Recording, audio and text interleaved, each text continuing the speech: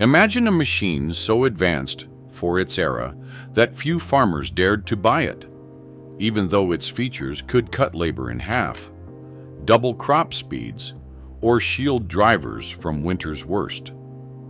These were not merely old machines. They were ahead of their time. History remembers them as mechanical prophets, introduced decades before the world was ready, dismissed as extravagance, and left to gather dust as their ideas outpaced the age. What drove their creators to reinvent farming? And why did their boldest solutions vanish almost as soon as they appeared? The answer reveals how progress sometimes arrives too early, and what happens when the fields themselves aren't ready to change. In 1933, the Allis-Chalmers Model WC arrived on American farms with a feature that seemed almost radical: factory-installed pneumatic rubber tires. At a time when steel wheels were the norm, clattering over fields, compacting soil, and jolting operators with every rut, the WC's rubber tires offered a new kind of traction. Field tests at the Nebraska Tractor Test Laboratory showed these low-pressure tires could deliver up to 50% better grip in muddy conditions than steel wheels. The difference was immediate. Farmers reported the WC glided over soft ground where other tractors spun helplessly, and the ride was markedly smoother, with vibration reduced to a fraction of what steel wheels delivered. That comfort was not just a luxury. Less vibration meant less fatigue for operators who spent long days behind the wheel, and the improved traction translated into real savings. With the WC, a single farmer could cover more acres in less time, burning 18% less fuel per job compared to earlier models.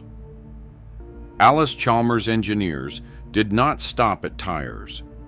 They introduced a power lift system for implements, allowing operators to raise and lower tools with a lever instead of brute force.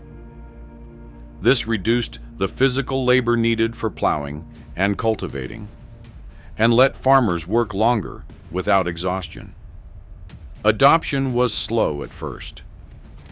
The WC cost $1,200, nearly 50% more than a basic steel-wheeled tractor. But early adopters found the investment paid off in labor savings and in crop yields. By the 1940s, rubber tires became standard across the industry, and the WC's innovations paved the way for later advances in operator comfort and mechanized efficiency. In 1938, Minneapolis-Moline introduced a tractor that looked more at home on a city street than a windswept field. The UDLX, known as the Comfort Ractor, arrived with a fully enclosed cab, glass windows, a car-style heater, and dashboard gauges. At a time when most farmers braced themselves against rain, dust, and sub-zero wind atop open platforms, the UDLX offered a sealed cocoon. Its seat was padded and adjustable, controls were laid out for easy reach, and the cab blocked out nearly all wind chill. For the first time, a farmer could start work before dawn in January and finish after dark, shielded from frostbite, with warm air blowing across the floorboards. The price, though, was staggering. At nearly $2,000, almost double the cost of a standard tractor during the depths of the Great Depression, few could justify the expense. Boardroom debates raged within Minneapolis-Moline. Some executives argued the comfort would pay for itself in fewer sick days and longer work hours, but most saw it as an impractical luxury. Only about 125 UDLX units left the line before production was halted. Yet for the rare farmers who took the leap, the impact was measurable. Ledgers from a Minnesota farm in 1938 show winter downtime dropped by 25% compared to neighbors using open machines. The operator logged more acres per week, and family interviews decades later recalled a full season without a single case of frostbite or missed work from cold exposure. Those early records, preserved in family archives, tell a story of comfort transforming not just the workday, but the health and stamina of the people behind the wheel. It would take another 2 sides before enclosed cabs became standard, but the UDLX had already shown what was possible when comfort and productivity went hand in hand. Throughout the 1930s, even the most advanced tractors faced a marketplace shaped by economic hardship and rural isolation.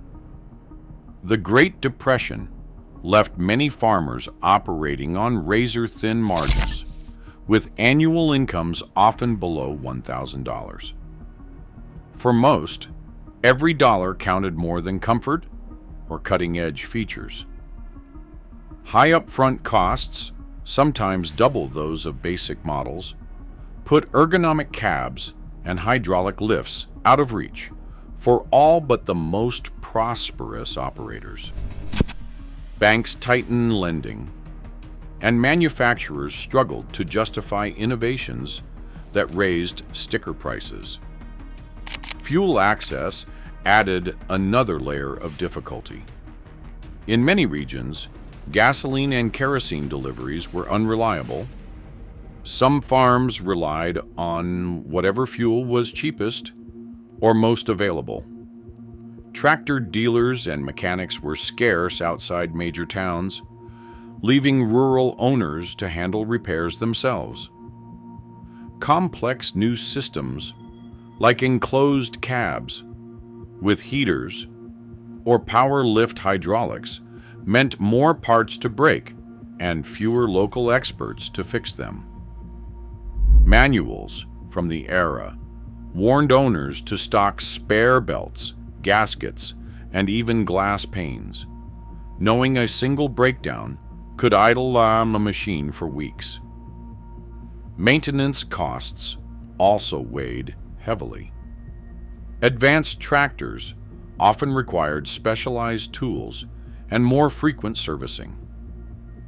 For a farmer already struggling to pay for seed and fertilizer, the promise of greater comfort or efficiency had to compete with the reality of unpredictable harvests and falling crop prices.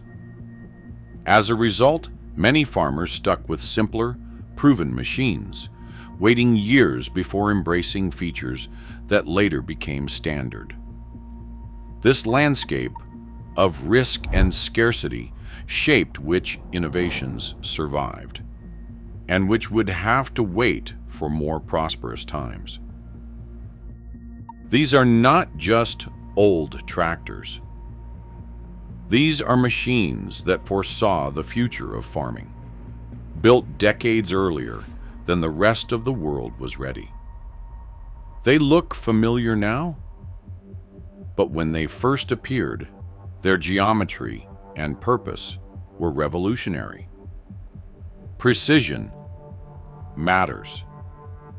In 1924, International Harvester introduced the Farmall Regular, a tractor that redefined what it meant to work row crops. At first glance, its narrow front wheels and high-arched frame looked unconventional, almost precarious, next to the broad, stable stance of competing machines. But that geometry was a deliberate answer to the demands of American corn and cotton fields where tight parallel rows left little room for error.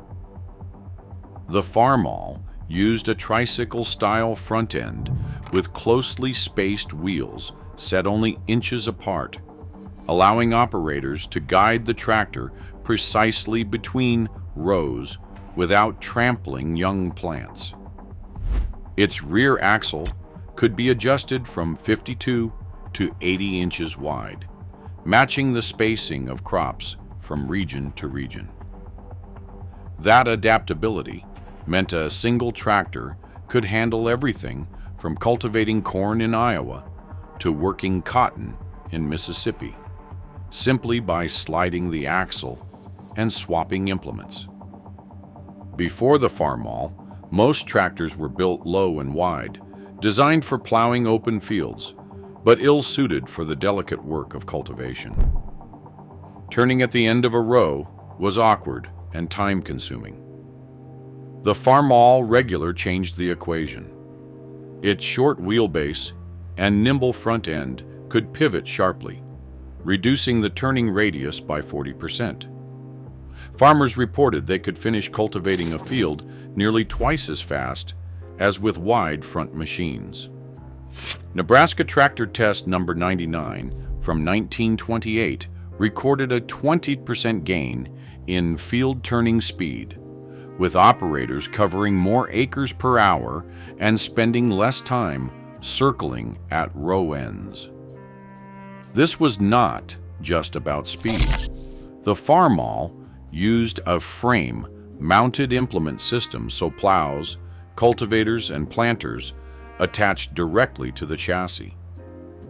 Tools rose and fell with the tractor itself, maintaining consistent depth and alignment. That precision cut down on missed weeds and reduced the risk of damaging crops.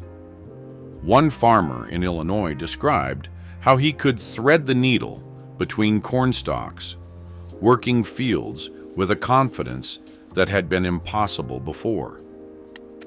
The Farmall regular cost around $1,000, more than a basic tractor, but its 10 to 15 drawbar horsepower replaced up to 5 horses in the field.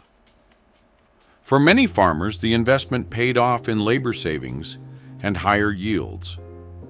Early models used a magneto ignition, making repairs straightforward for farmers far from town. By the early 1930s, word spread that these machines could outpace teams of men and horses, and soon the narrow chassis, row crop layout became the standard for American agriculture. The Farmall geometry did more than boost efficiency.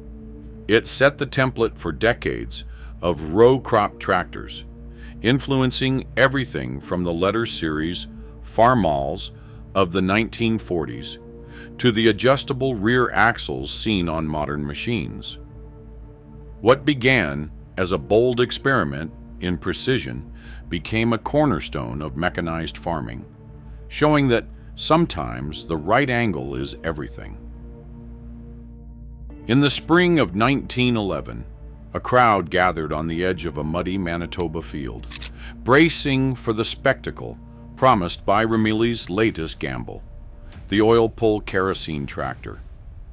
These were men and women who had seen steam and gasoline, but Rumely's engineers, led by Edward Rumely, had something different in mind. A massive, slow-revving engine designed to burn cheap, low-grade kerosene, cooled by oil rather than water. The rules of the Winnipeg motor trials were simple. Pull a heavy load for 12 hours straight, using only the fuel and water carried on board.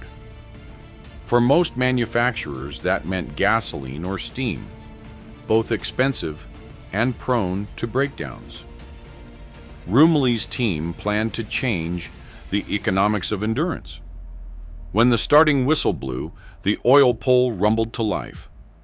its Skir-Higgins carburetor, then a novel device, mixed kerosene with just enough air and a splash of water to keep combustion steady and prevent engine knocking. An oil bath around the intake charge cooled the mixture, raising efficiency and allowing the engine to run harder and longer. Mechanics nearby whispered doubts. Kerosene was notorious for fouling spark plugs and gumming up valves, and water injection was seen as little more than a parlor trick. But hour after hour, the oil pull kept moving, belching a steady plume of exhaust, while its rivals sputtered and stopped for fuel. 12 hours passed. The Rumely tractor covered more ground than any competitor, running on fuel that cost less than half as much as gasoline. Judges, with stopwatches and fuel scales, recorded every detail. The oil pull's fuel consumption measured 0.38 pounds per horsepower hour, about 25% better than the nearest rival. Its single-disc clutch allowed for smooth shifts under load, a feature that caught the eye of more than one skeptical observer. When the results were posted, Rumely's team was awarded the efficiency prize, though several competitors protested, accusing the company of cheating because of the water injection. The farm press, especially Prairie Farmer, called the oil pull a game changer for cheap fuel farming. The secret was in the engineering. The Skir-Higgins carburetor, later patented in 1915, used an oil bath to chill the intake air by 20 degrees, improving the density of the fuel-air mix. That boost in volumetric efficiency meant more power from every drop of kerosene. But there was a trade-off. Maintenance was constant. Operators had to clean oil sludge from the jets and watch for emulsion separation at high loads. Reports from the field noted that about 15% of oil pulls struggled with cold starts or clogged jets, especially in early spring. Despite the quirks, the oil pull's ability to run all day on the cheapest fuel available changed how farmers thought about tractor economics. At $1,500, it was pricier than most gasoline competitors, but the savings added up over months of field work. Its torque curve inspired later diesel designs, and its belt pulley powered everything from threshers to sawmills. For a moment in 1911, the oil pull did more than pull. It redefined endurance and thrift on the prairie. It showed that sometimes the future of farming ran not on the fastest engine, but on the one that could outlast the sun. Benjamin Holt's engineers faced a stubborn problem. Heavy tractors vanished into soft ground, wheels spinning uselessly in mud.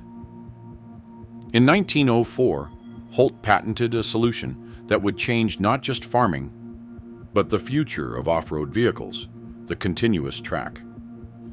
Instead of wheels, the Holt tractor rolled on a moving belt of steel plates, spreading its enormous weight over a wide surface.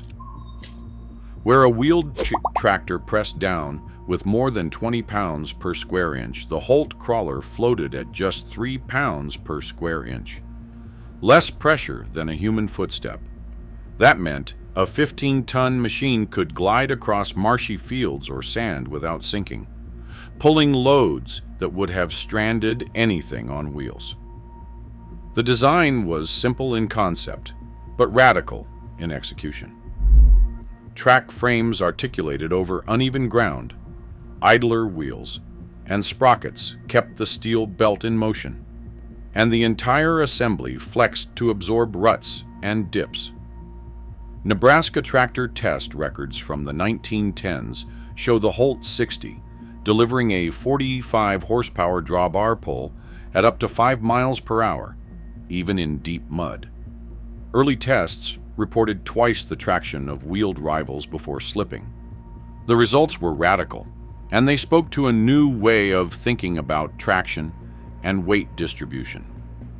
Holt's patents filed between 1904 and 1913 became the blueprint for future crawlers. Decades later, engineers designing World War II tanks cited Holt's track system in their own patent filings.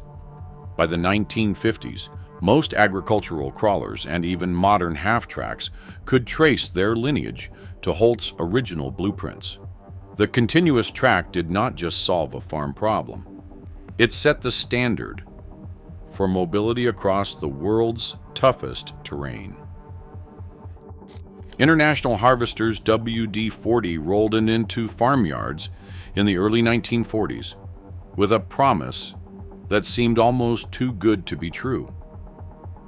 It was a diesel-powered row crop tractor that claimed fuel savings of up to 25% compared to gasoline models. At a time when most row crop tractors still ran on gasoline or kerosene, the WD-40's direct injection diesel engine stood out for both its power and thrift. Nebraska tractor test records from 1941 documented the difference: 1.2 gallons per horsepower hour, where gasoline machines averaged closer to 1.6. Over a full season, that meant hundreds of dollars saved on fuel, a figure that caught the attention of farm accountants as post-war costs climbed. But the transition to diesel was not seamless. Field examiners in Nebraska praised the tractor's efficiency, yet noted persistent concerns from owners about maintenance and reliability. Early WD-40s required careful attention to cooling systems, and reports from the period mention gasket failures and overheating during heavy cultivation. For many farmers, these worries overshadowed the fuel savings, especially with repair shops still learning the quirks of diesel engines. After the war, economics shifted the equation. As farms grew larger and labor costs rose, bigger operators could justify the WD-40's higher upfront price, about $1,800, several hundred more than a comparable gasoline tractor. On consolidated farms covering hundreds of acres, the diesel gamble often paid off. By the 1950s, diesel power became the industry standard, but the WD-40's early leap showed both the rewards and the risks of betting on unproven technology. Harry Ferguson's notebooks from 1935 are filled with sketches and calculations, each page inching closer to a breakthrough that would change the way tractors and implements worked together. On Scottish test fields, Ferguson and engineer Willie Sands refined a system of 3 linkages and a hydraulic cylinder that let a plow rise and fall automatically, responding to changes in soil resistance. This 3-point hitch, with its draft sensing geometry, allowed the tractor to adjust implement depth on the fly, removing the need for constant manual correction or heavy ballast. Early prototypes logged in Brown's factory records showed that a single operator could plow more acres with less slippage and lower fuel use than any drawbar tractor of the era, a clear gain in efficiency. In 1939, Ferguson partnered with Ford to bring the system to American farms in the 9N tractor. The design's success was immediate, but trouble followed. By 1947, Ferguson sued for patent infringement, demanding royalties for every 3-point hitch sold. The legal battle dragged on for 5 years, and that dispute stalled widespread adoption as competitors held back, wary of infringement. Only after the 1952 settlement did the rest of the industry move forward. Today, the 3-point hitch is found on 9 out of 10 modern tractors. What began as a handful of sketches, tested in muddy fields and defended in courtrooms, became the invisible backbone of mechanized agriculture worldwide. Today, the most advanced farming equipment owes its existence to ideas once ignored or dismissed. As global agriculture faces demands for sustainability and efficiency, true innovation often means challenging assumptions long before the world is ready. The legacy of these machines is not nostalgia. It is a reminder that progress depends on visionaries who build for tomorrow, not just today. What overlooked invention do you think will shape our future? Share your thoughts below.